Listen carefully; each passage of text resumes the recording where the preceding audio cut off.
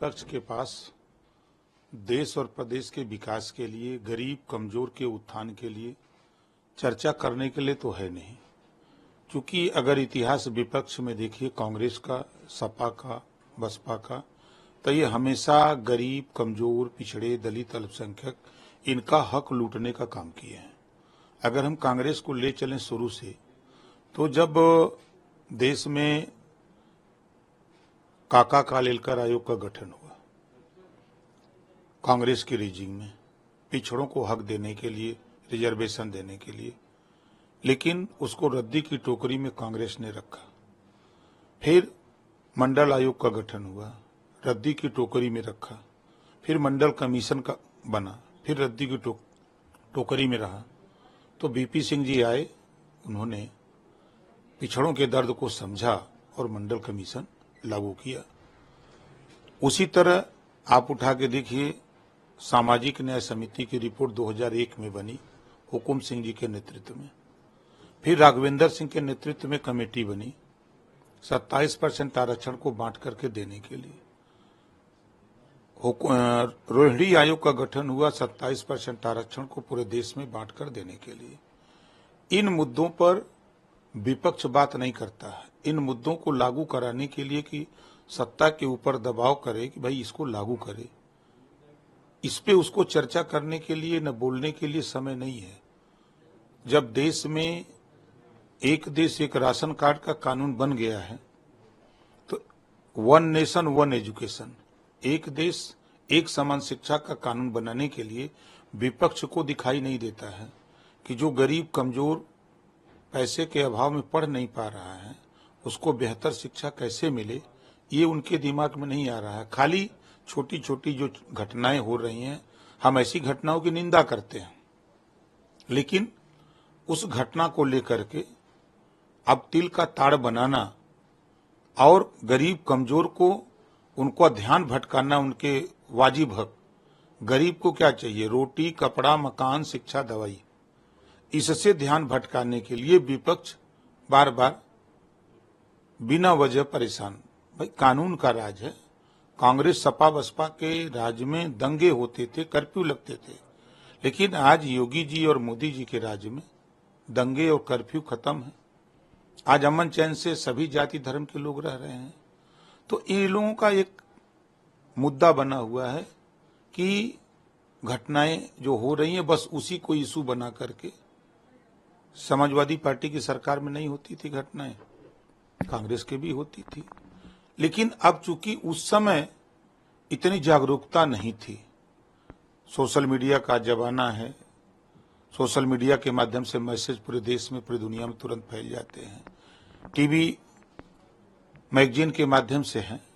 ऐसी घटनाएं नहीं होनी चाहिए, हम भी इसके पक्षधर हैं, लेकिन उस घटना पे राजनीति करना ये अच्छी बात नहीं है। देखिए, कांग्रेस, सपा, बसपा ये सब चित्तू का अंत है। अभी मिल के चुनाव लड़ने की बात कर रहे हैं, तो फिर कैसे हम मान लें कि वो अलग हो गए हैं? ये कोई अलग नहीं है। कल देखिएगा इनके बयान को वही कांग्रेस के नेता कहेंगे कि उनका व्यक्तिगत बयान है, व्यक्तिगत बयान करके पल्ला झाड़ लेंगे। देखिए, समाजवादी पार्टी का विषय है, वो परिवार को दें चाहे किसी को दें, लेकिन इतना जरूर है कि अति पिछड़े, अति दलित, अल्पसंख्यक का हक सपा ने भी सरकार बना के खूब लूटा है, कांग्रेस ने भी सरकार बना के खूब लूटा है, बसपा ने भी सरकार बना के खूब लूटा है। कोई कहने लायक नहीं है कि हक जो अति पिछड़े, अति दलित, गरीब, कमजोर लोग हैं उनको हक कैसे मिले, इस पे कोई मुखर होकर के सत्ता में रहने के बाद कोई बोलता नहीं है। अब वो उनका विषय है, हम लोगों का विषय अपना 10 सीट पर एनडीए गठबंधन के लोग, हम लोग तैयारी कर रहे हैं। सब लोग अपनी अपनी ताकत संगठन में लगाए हुए हैं। जनता मालिक है, जनता जिसको चुनेगी, और जनता ये जानती भी है कि हम विपक्ष में वोट देंगे तो 2.5 साल वो चिल्लाएगा जीत के कि हमारी सरकार नहीं है, तो हम कैसे विकास करें। इस बात को जनता जानती है कि जो सत्ता पक्ष का उम्मीदवार होता है उसी को वोट देती है जनता, और जनता उसी को चुनाव जिताती है। अब विपक्ष भी इस बात को कहता है। आप अगर सवाल करेंगे कांग्रेस बसपा विपक्ष के लोगों से कि आप लोग क्यों कहते हैं कि बाई इलेक्शन सत्ता का होता है, ये विपक्ष के लोग कहते हैं, तो फिर लड़ाई कहाँ रह जाती है? तो जब सत्ता पक्ष का चुनाव है तो लड़ाई कहाँ रह जाती है?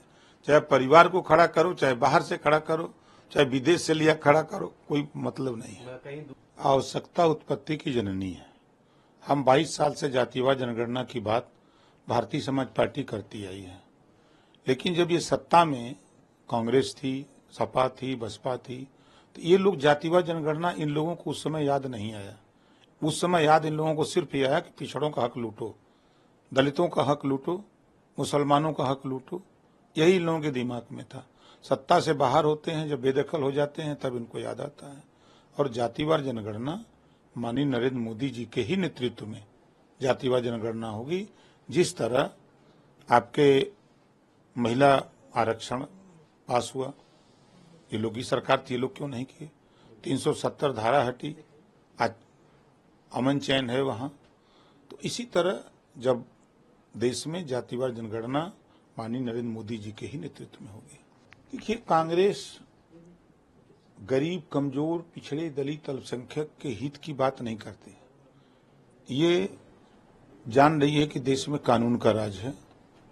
कांग्रेस की सरकार में दंगे होते थे, कर्फ्यू लगते थे। मोदी जी, योगी जी के राज में, एनडीए की सरकार में आज न दंगे हो रहे हैं, न कर्फ्यू लग रहे हैं। घटनाएं जो हुई हैं, दुखद घटना है, ऐसी घटना नहीं होनी चाहिए। सरकार कटिबद्ध है।